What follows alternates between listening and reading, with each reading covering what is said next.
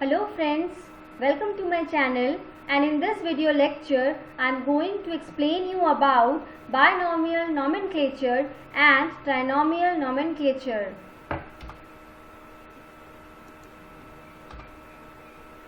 So as we know, our earth contains varieties of life forms, plants, animals and microbes. And this variety, this diversity of life forms present on earth is known as biodiversity. And since there are varieties of organisms, it's very important to identify them, classify them on the basis of their similarities and differences, at the same time to give them proper name.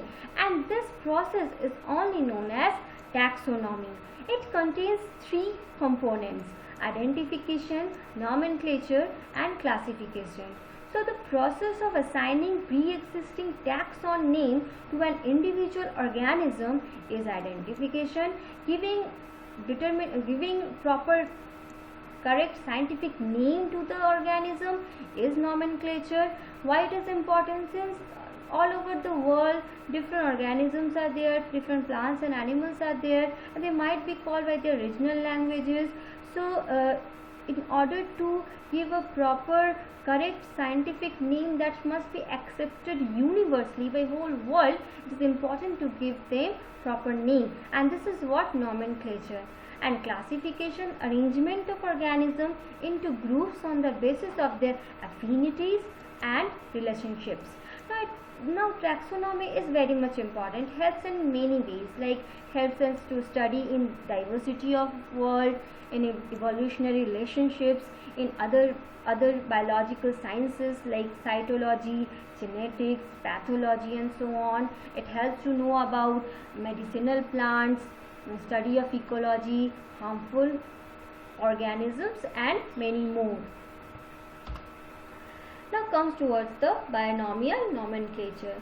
Now see, it is the method of giving scientific name with two words, and here the term binomial means only two. So giving of names that of two words. First name is genus name or generic, another is species name or specific.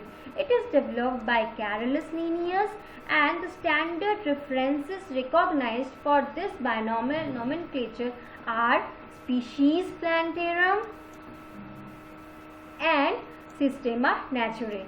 Now here you find there are 5 codes of nomenclature. What is the meaning of this codes? What are these codes? They are generally the various rule books, and that govern biological taxonomic nomenclature. That is, they are responsible for framing names as well as following rules of nomenclature, right?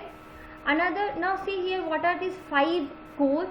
They are ICBN, that is International Code of Botanical Nomenclature. Nowadays it is called as ICN. In July 2011 the name has changed. ICBN has changed into ICN, which is International Code of Nomenclature for plants, fungi and algae. Then ICZN, which is International Code of Zoological Nomenclature. ICBACN, International Code of Bacteriological Nomenclature. ICVN, International Code of Viral Nomenclature, and ICNCP, that is International Code of Nomenclature for Cultivated Plants. Now comes towards the rules.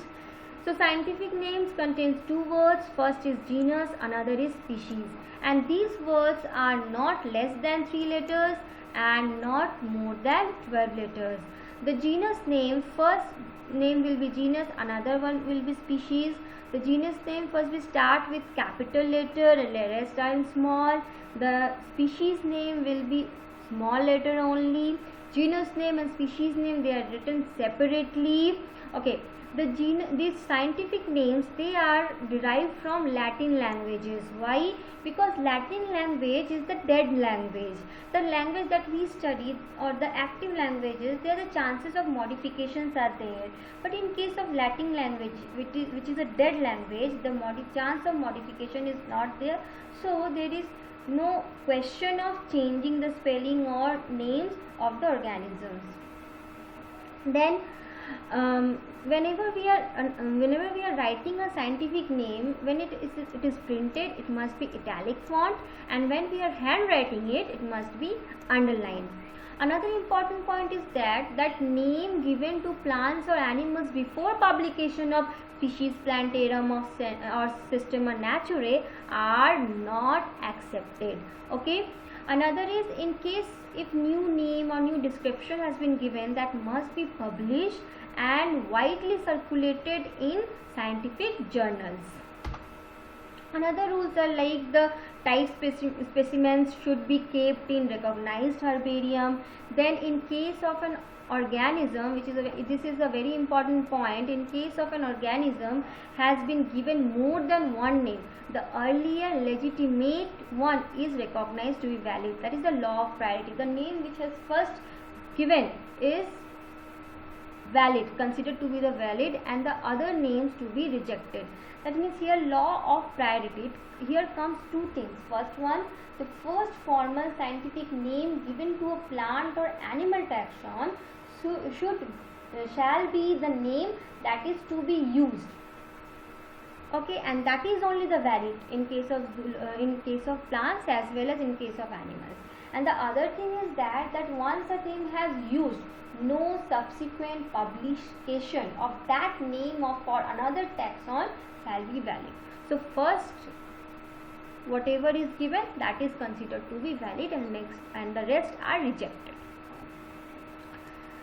Now another important point is that when the name of species is revised, the name of the original worker is retained in the bracket. Now here the Albizia lebec, the common name of cerise tree, okay, the scientific name of cerise tree, and the cerise tree, it is given by Linnaeus, so in the bracket Lin, and the new worker's name is given just after the bracket. See here, Ben. Okay, so this is another rule.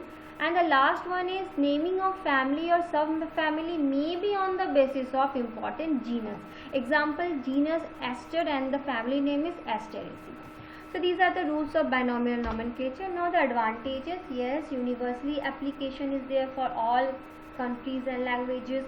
Each and every organism is provided with definite scientific name, whatever may be its importance, leaving all that things, but a specific name must be given to all organisms. Names are precise and easier to recollect. The newly discovered organisms can be easily provided with a new scientific name.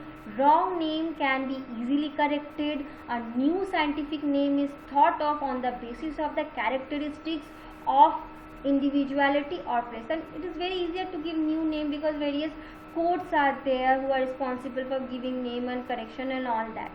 The names indicate relationship of a species with others present in the same genus.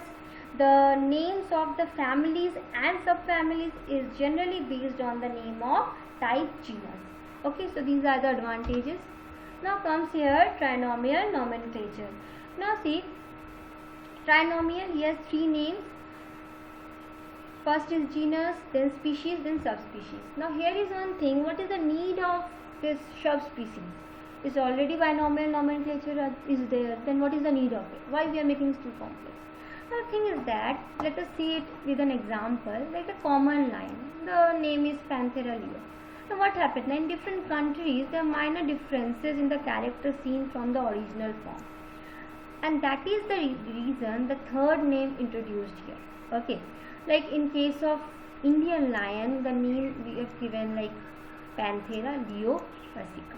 Okay, so here that is the reason the modern scientists found that essential to recognize the subspecies within the species. Now comes certain terms, like here first is synonym, right? Synonym.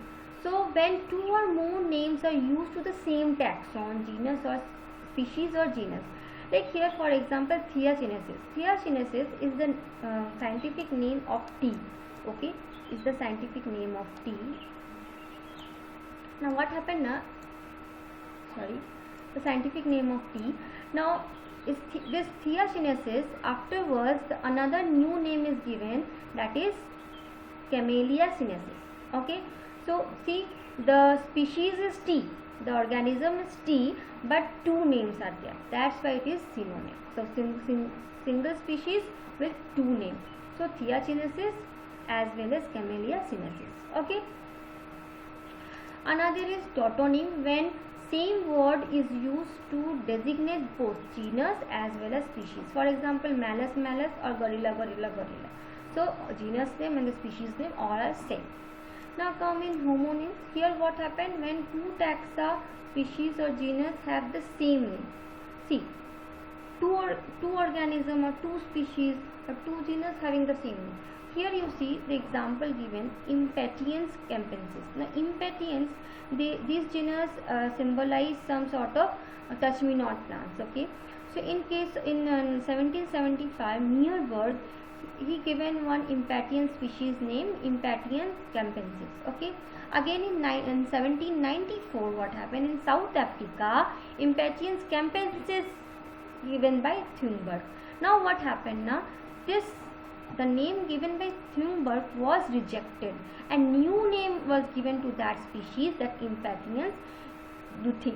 So here what happened, you will be finding that two different species with the same name. That's why what happened, the second which was Thunberg had discovered, that name was rejected and new name was given. Okay.